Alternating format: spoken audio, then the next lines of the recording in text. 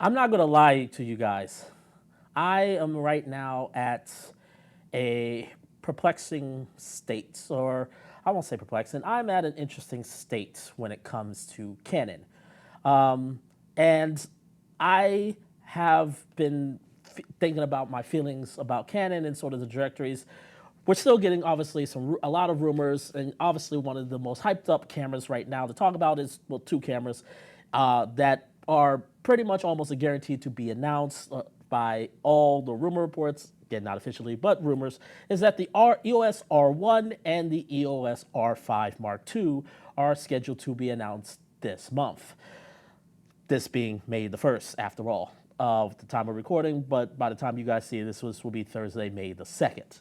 The problem is right now, I look at the specs that are being offered by the R5 Mark II and the R1, and after all the announcements, pretty much mainly focusing on both Blackmagic, DJI in terms of camera-related departments, and as well as Infinity Decide, I look at what specifically Blackmagic and DJI with the products that they announced around NAB and at NAB. And I look at Canon and I am going to be honest, I have begun to lose interest in these cameras and just lose interest in Canon in general. Now, this is not to be a video to be bashing Canon. This is just sort of where I feel like the announcement specifically of DJI's focus system, as well as the cameras that Blackmagic announced, to me have changed up the industry so significantly that this completely changes my entire perspective of what I am now going to be pursuing an interest in videos. And again, I'm not here to bash Canon or say Canon is terrible or Canon's fallen behind. It is not that. I think Canon is still one of the leading cameras and the numbers prove it. This is just to be explained to you why me individually, why my interest in Canon has now waned and why I'm at this point no longer looking, but potentially looking to purchase the R5 Mark II and give my reasons on that and sort of look at the competition.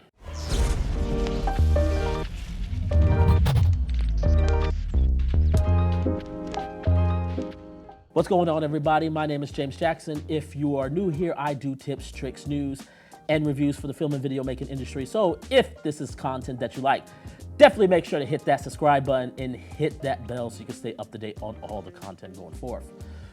So as I have mentioned at the top, my interest in these camera announcements have been kind of waning. And it's not the fact that the specifications are not good or they're meh. They're really, really great.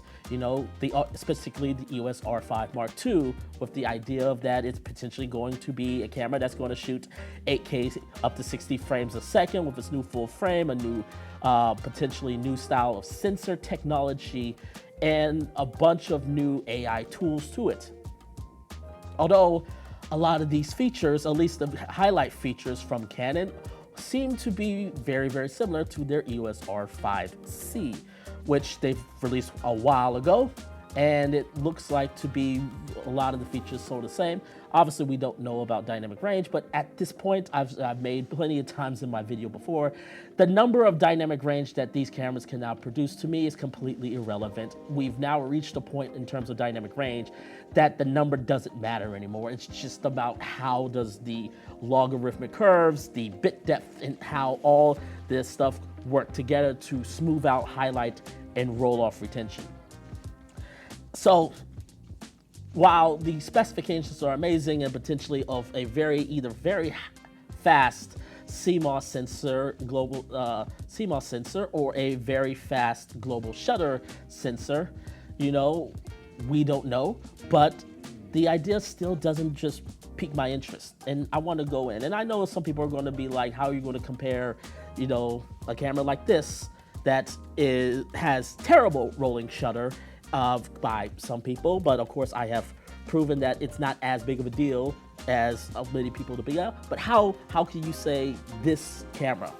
Because this is the camera that really has made me stop hyping up my interest in these upcoming Canon cameras.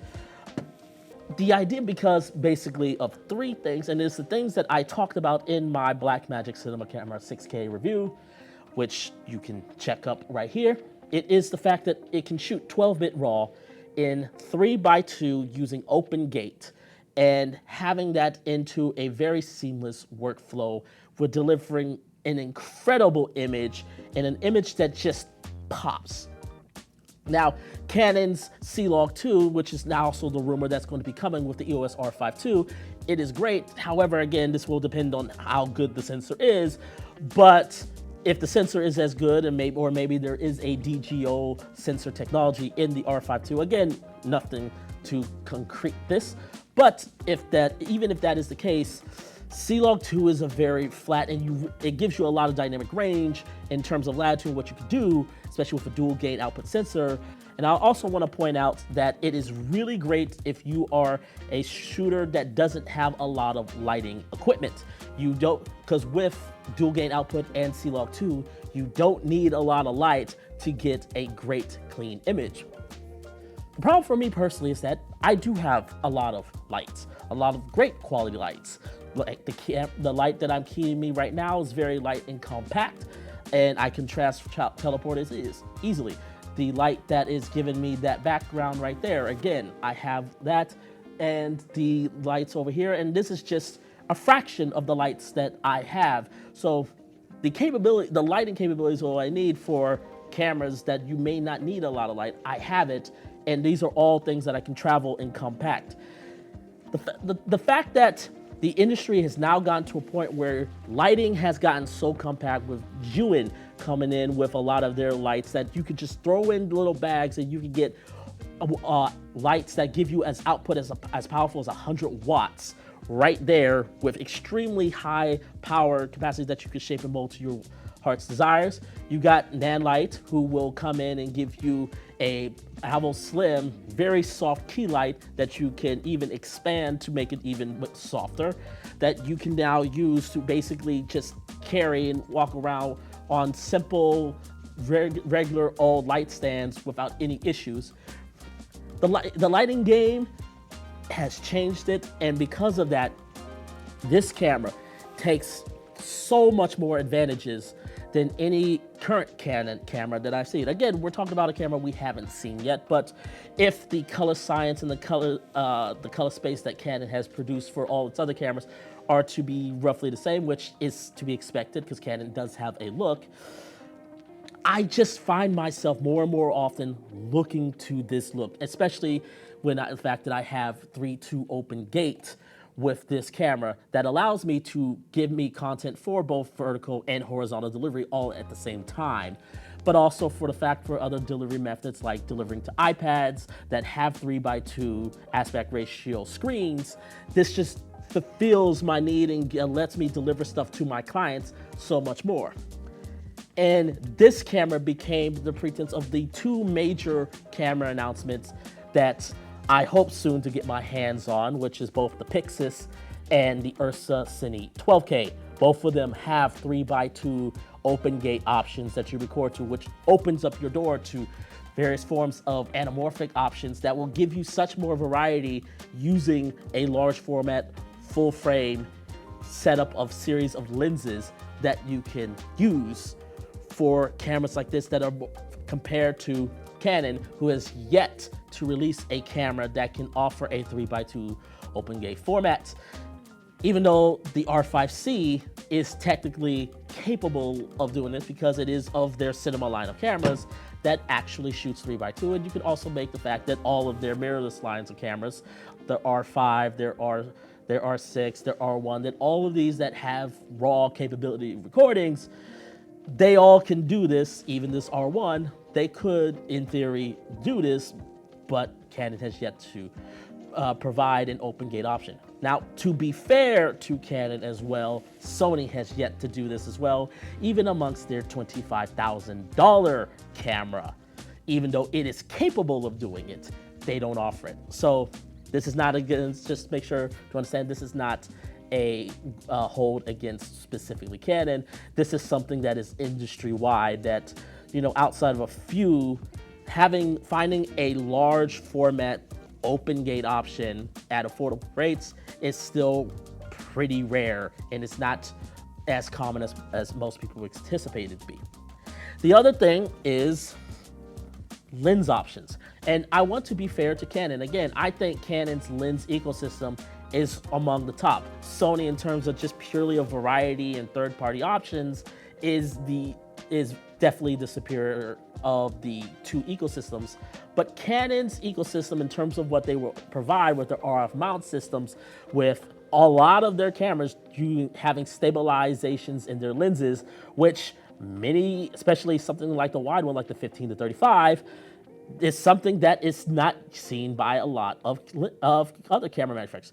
For example, the L mount, which is of this camera's part, the L mount only has one non-zoom lens, one prime lens that has image stabilization, and that is the recently announced 500 millimeter from Panasonic. That is the only one that I have ever found that actually has a lens that has stabilization built on it. Now, obviously, you know, you got IBIS, and Panasonic has some of the best IBIS, so I get it. But given the fact that you have other cameras that coming in from Sigma, Leica, and Blackmagic as well, having lenses that would be stabilized would be nice. However, that can obviously be solved by gimbal, and given the fact that Pyxis came out, which is really great for gimbal work, regardless of what people may say or have issues with the screen, it's still great for gimbal work because you can still put a screen on it. So the Pyxis solves that problem with the stabilization. The other thing is the autofocus, and that is where DJI, to me, completely shattered and changed up everything. And it was really DJI that really changed everything for me. With the announcement of their focus system, whether if it's their Creative Combat or their bigger one with that big follow focus where you could use for first ACs, what DJI has officially done has basically democratized the use of autofocus in lenses.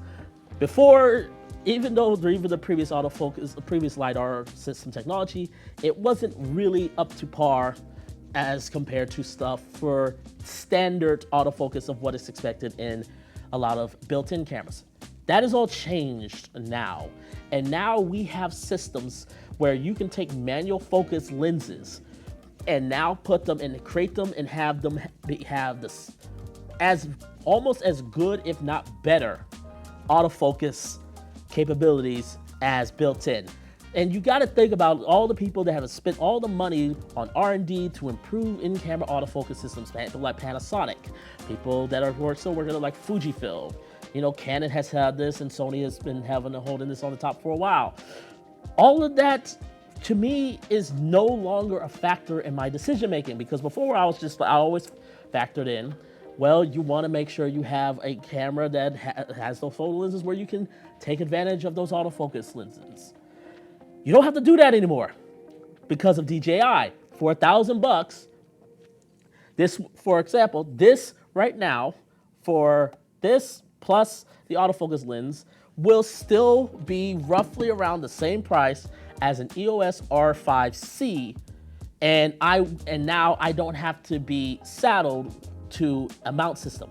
I can go EF with manual focus. I can go PL. I can go to L mounts and use things like some of these new Cook SP3s or the Zeiss Nanos, where I can now take advantage of all of these manual focus lenses, and I can still have autofocus, but not only have autofocus, have the ability to actually control the autofocus. Whereas for most of the times when you're dealing with it in camera, you're still putting a lot of your effort and a lot of your control into the hopes of what the camera is, you're hoping that the camera is going to give you what you want.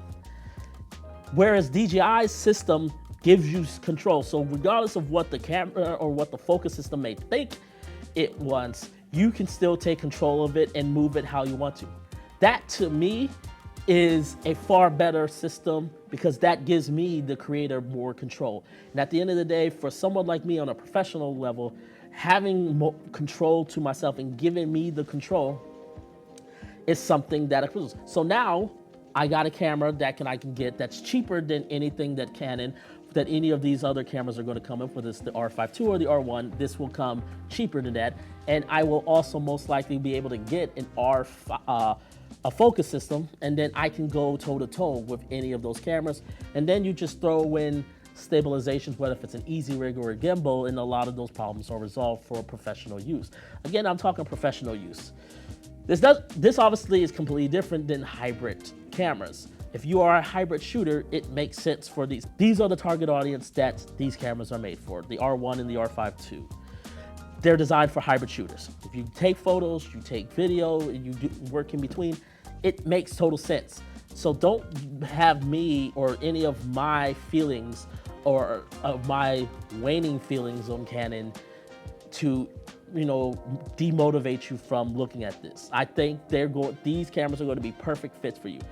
But for how I shoot and for the images that I love shooting, it is really, really, really, really hard for me to not move away, because the image out of this camera, even though technically the cameras like the C70 is better in a lot of ways, with autofocus, with better dynamic range, relatively better low light performance, I don't care. I don't care. I love the image out of this so much, and I've got the gear and the equipment to circumvent all of that. And if that's not your situation, then go with the camera that fits you. And that's the ultimate point I want you to have.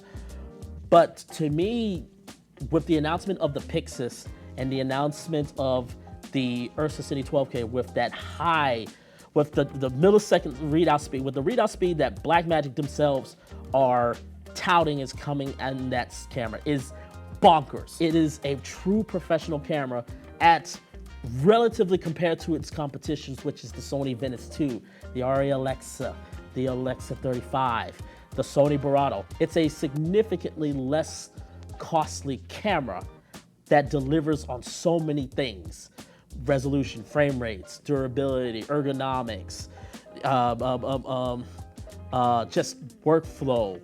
All of that, it delivers that. And then you got cameras like the Pyxis that can go deliver for those box cameras, more modular designs that you can do, that you can rig up and put in different places. And then you got something that can be a bit more travel walk around, like the Cinema Camera 6K. Combine that with DJI's follow focus system. To me, Canon has to do a lot to impress me, to really start seriously looking at their cameras. Again, not just the R5 II and the R1, but even their cinema line of cameras. I need to see some sort of open gate technology, because just the landscape of lenses and of options, lenses that can be the 3.2 open gate for anamorphic options, and just the variety. It needs to be there. The ability to shoot raw directly internally, I've never been a problem, but to continue to elevate that with maybe potentially a new color science and new color space that can just give more three-dimensional space to it. Again, I don't know specifically what I'm looking for, but Canon really has to find a way to impress me. And based on the rumors that I'm hearing, it's great, but for me personally, it's just not there yet. But I will still be interested in the switches, and I'm gonna watch the live stream, and I'm gonna watch the announcement. I'll be joining my buddy Simon Yates of the Ordinary Filmmaker channel. So tune into his channel. I will be there to check it out. But yes, we will see what the future holds with Canon. And I'll see I'm eager to see what they're going to announce. But I'm slowly beginning to see that maybe those cameras are not for me. And unlike the people that want to bash Blackmagic, that's perfectly fine. It may not be for me, but it may be for you. And if it's you, definitely check it out. But these are my thoughts. I would love to know what you guys think. Are you guys still interested in Canon? Are you guys still interested in the R5 II and the R1? Or has your interest, like me, have waned given the announcement of other parties and things and tools that are coming from other different things that I believe are more industry shattering than others? Let me know. Leave your comments down below. And as always, make sure to hit that subscribe button. And until next time, take care, everyone.